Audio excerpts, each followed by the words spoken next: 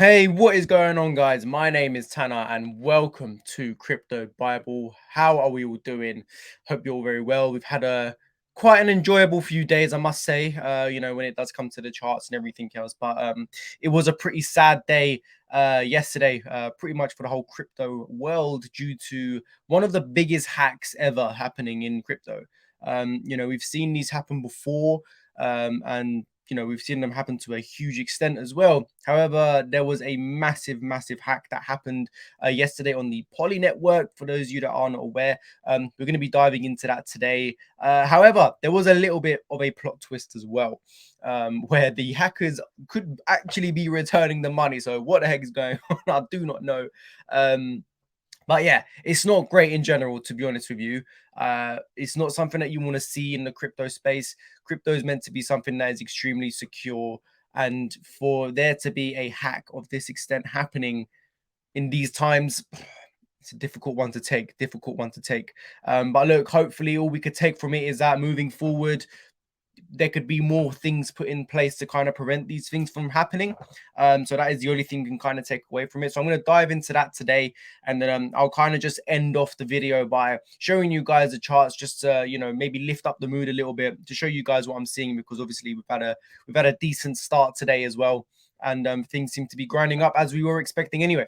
So let's just dive straight into it. So more than $600 million stolen in what is likely to be one of the biggest cryptocurrency thefts ever.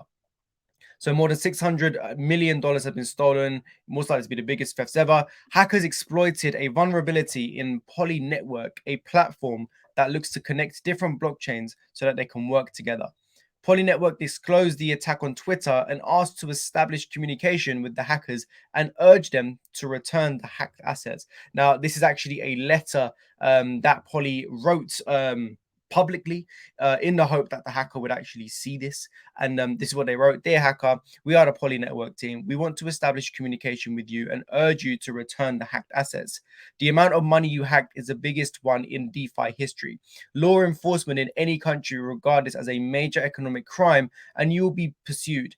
It is very unwise for you to do any further transactions. The money you stole are from tens of thousands of crypto community members, hence the people. You should talk to us to work out a solution." So to be fair to them, pretty straightforward stuff. I mean, straight to the point, pretty straightforward. They're letting them know that if they carry on doing it, that guy will be pursued, or whoever they are will be pursued. And yeah, what they done is a massive deal. One of the biggest in DeFi history. So hopefully, things do kind of turn to the good side, but let's carry on reading and then I'll show you what actually happened after. So a blockchain is a ledger of activities upon which various cryptocurrencies are based. Each digital coin has its own blockchain and they're different to each other. PolyNetwork claims to be able to make those various blockchains work with each other. PolyNetwork is a decentralized finance platform. DeFi is a broad term encompassing financial applications based on blockchain technology that looks to cut out its intermediaries, such as brokerages and exchanges. Hence, it's dubbed decentralized. Proponents say that this can make financial applications such as lending or borrowing more efficient and cheaper. The amount of money you hacked is the biggest in DeFi history, Polly said in another tweet. Once the hackers stole the money, they began to send it to various other cryptocurrency addresses. Researchers at security company Slow Mist said a total of more than $610 million worth of cryptocurrency was transferred to 3 different addresses. Poly Network urged cryptocurrency exchanges to blacklist tokens coming from the addresses that were linked to the hackers. So obviously, this was obviously planned. 3 different addresses. Whether it's for the same person, I don't know. It probably is, but terrible, man. About $33 million of Tether was part of the theft has been frozen, according to stablecoin issuers. Meanwhile, CZ, CEO of major cryptocurrency exchange Binance, said he was aware of the attack. He said Binance is coordinating with all the security partners to proactively help, but that there are no guarantees. So this is what he actually tweeted in response to the Poly Network hack. "We are aware of the Poly Network exploit that occurred today. While no one controls the Binance Smart Chain or Ethereum, we are coordinating with all our security partners to proactively help. There are no guarantees. We will do as much as we can. Stay safe." So we will take legal actions and we urge the hackers to return the assets, PolyNetwork said on Twitter. Slomis said in a tweet that their researchers had grasped the attacker's mailbox, IP, and device fingerprints and are tracking possible identity clues related to the PolyNetwork attacker. The researchers concluded that the theft was likely to be a long planned, organized, and prepared attack. Like I said, yeah, it definitely would have been. I mean, the guy clearly knew what he was going to do once he had access to all the funds. Since the start of the year in early July, DeFi related hacks totaled $361 million, an increase of nearly 3 times from the whole of 2020, according to cryptocurrency compliance company CipherTrace. DeFi related fraud is also on the rise. It's the first 7 months of the year. They accounted for 54% of total crypto fraud volume versus 3% for all last year. So look, massive deal. Obviously, everyone's getting involved, trying to help out. And to be honest with you, it's never good to see this in crypto. It's the last thing you want to do. And it is simply because it just makes you think things are hackable. There's people out there that are probably working on hacking in exchange or another network. Unfortunately, it's just the way it is. And hence why the saying goes, if it's not your in your private keys, it's not your crypto. You don't own that cryptocurrency. Which is also why we always encourage people to make sure they have something like a Ledger Nano, or they're storing their crypto in something like an offline wallet, like Atomic Wallet or Trust Wallet, etc. It's always good to store them in there until you are actually ready to sell. Otherwise, this will always be the case. No matter how secure, an exchange say they may be, there'll always be someone out there that can still hack into it. There's always going to be someone out there that will have the knowledge to do that. I'm not trying to scare people. I'm just trying to tell you what reality is. KuCoin got hacked last year. I had funds on KuCoin at the same time. Luckily, my funds didn't get hacked, but a lot of people's did. And they've obviously added security since then, and we haven't had an exchange hack since then. So they are very rare. They're very, very rare, but it has happened in the past, and it's not to say it's not going to happen again, right? So stay safe out there. Make sure you are actually holding your crypto in a safe place until you are ready to sell. I did do a video on how to use Trust Wallet. You can use that. I'll leave the link to that right there for you guys if you want to have a look at that.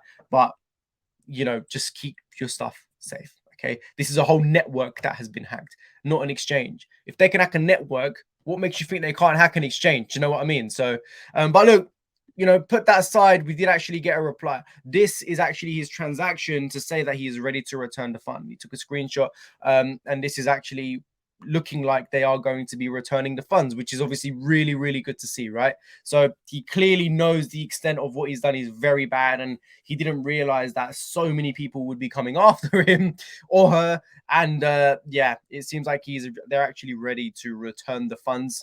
So we'll have to wait and see how that does actually play out. This is going around absolutely everywhere, so hopefully that is legit. And we'll just wait and see what happens there. So yeah, big news coming out there today, guys. But yeah, stay safe. That would just be my message to you guys. But look, not all is bad, because obviously, as you guys can tell by the market, I'll show you guys a few charts. The market is really grinding up at the moment, and we are taking out levels of resistance left, right, and center. Now, first thing I wanted to show you guys would obviously be Bitcoin. So with Bitcoin, we are still waiting to break our next level of retracement, which in Bitcoin's case is the 50%, which comes in at 46,700, 800 mark right there. See, we've been toying with that area for a while now. But the good news is things like Luna, for example, has smashed through the 618 and is actually trading above the 702. And one thing I've mentioned before, guys, is that usually we like to see things get through the 702, because after a big decline down, what would usually happen is that we'd retrace to the 702, reject it, and start heading back down.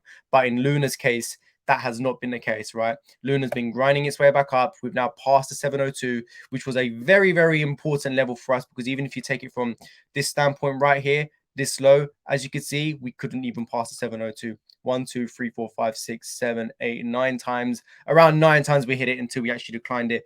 This time round, we've hit through the 702. And for those of you that do not know, UST is about to be listed on Coinbase as well, which is the stable coin of the Terra ecosystem. which is all to do with Luna as well. So that should only be pushing the price up. And then with Cardano ADA, another leader in the market, as you can see, that has now smashed through the 50% retracement. Bitcoin is toying with the 50% retracement. So really, really good to see that that is happening as well. And to be honest with you guys, it's happening all over the market. I'm seeing pops left, right, and center.